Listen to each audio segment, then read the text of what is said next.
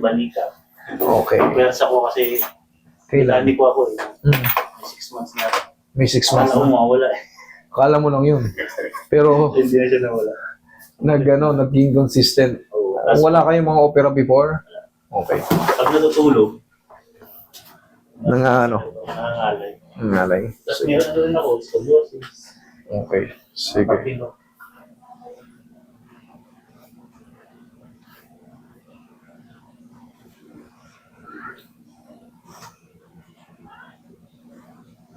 Naging tight sa dulo. Ayan. Sakit. Pero, ayan o. Kasi ito, nababa, marami. Oh, yan. Kaya nga, hindi. Siyempre, hindi na mapuwersa sa ano eh. Parang may naglalak eh. Pero ang mahalaga, hindi pa siya super frozen. Mas madali pa to kumpara sa... Kasi ang yung tinatawag na adhesive capsulitis. Tsaka pag inalign mo yung ganun, di ba napapanood nyo yun? Yun! Si Manong Manili. Napasidodo siya. Yung taga California. Yung nakaputi. Opo. Oo, eh, sa kanya. Pero kita mo, ano sabi niya? Ayos na. Oh, ayos, di ba? Kailangan nyo lang talaga ma-overcome yung first attack. Yung atake ko, syempre, wala rin naman kayong takas eh. Kahit patagalin nyo yan, akala nyo maayos nyo yan, hindi. Magdudusa kayo na magdudusa dyan. Okay, relax lang. Pwede yung tissue.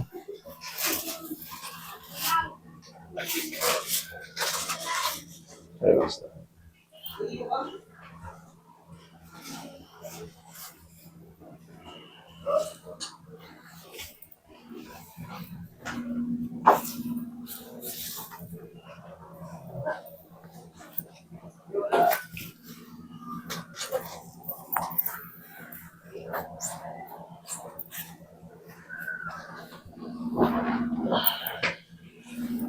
Sige, higang patagilid.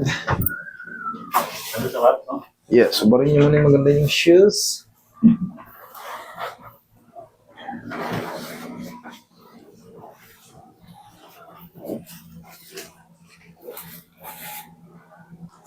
Relax na.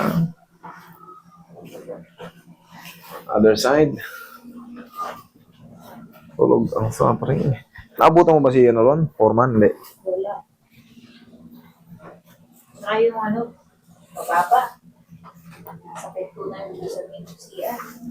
Kaya Dapat. taas pa ma-adjust ko.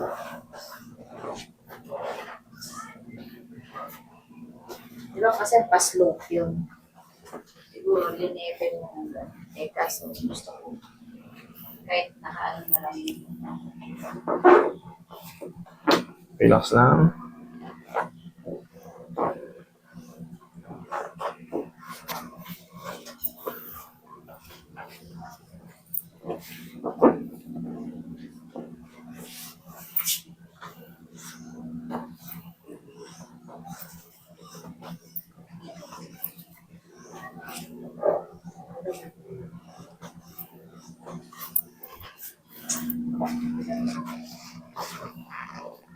Relax lang po ah.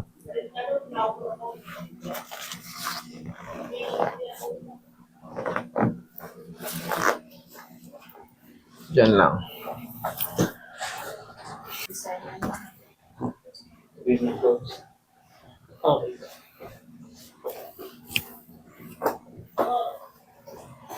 Relax lang. Inhale. Exhale.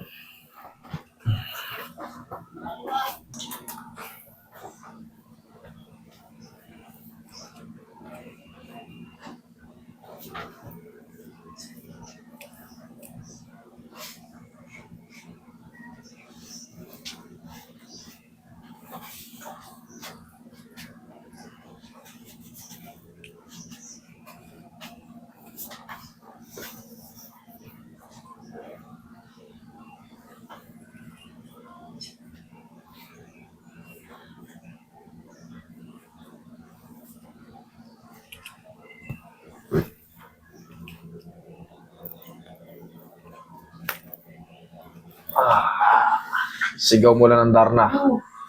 Masakit yung pala. Sige, sigaw mo lang. Okay. Yan yung nakabara eh. Pag hindi yun na, ano, hindi yun natanggal yung pagkapakat, pakita mo, inuulit-ulit ko, kailangan gas yun.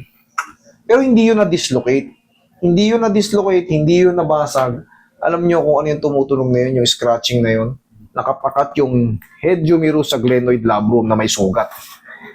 Kaya kung mapapansin mo, kahit anong ganun mo, para siyang, hindi siya dumudulas. Yan po ang loob ng ano natin.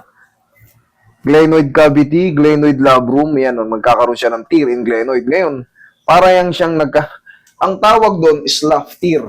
Slough tear. Pagka matagal na, syempre, magkakaroon ng parang yung tight muscle, tight ligaments, tight tendons. Kaya, ano man pilit mo, yung iba, katawan na yung maano, kahit anong gawin mo. Pero yun, pag nabaklas yun, or natanggal yung pagkakapakat doon, kanina ayaw, di ba? Mamaya, tignan mo. Pero yun nga, kailangan yung pagdaanan yung ano. Kaya kayo binibili na ng magbaho ng 10 kilong lakas sa loob kasi sometimes unbearable, sometimes good naman. Pero siyempre, ganun talaga yun eh. Buti na lang. May dala ako 9.5. So, di ba? Buti na lang kung ibaong kang gano'n. Kahit pa paano, malakas. Oh. Kanina ayaw. Tingnan mo yan. Oh. Kanina ayaw. Kahit anong gawin. Oh. Dikit na dikit. Naulit para sa akin. Ganun lang talaga yun eh. Kailangan nyo lang maintindihan. Siyempre, sa pagpapaliwanag ko, may kakulangan man ako, pero halos tumutugma yan. Correct me if I'm wrong sa mga marurunong dyan. I'm willing to learn. Pero yan kasi, may guide tayo yung anatomy. Kaya kahit pa paano, shoot na shoot din yan. Hindi ko ipapaliwanag yan ang hindi ko nabasa. Okay? Thank you.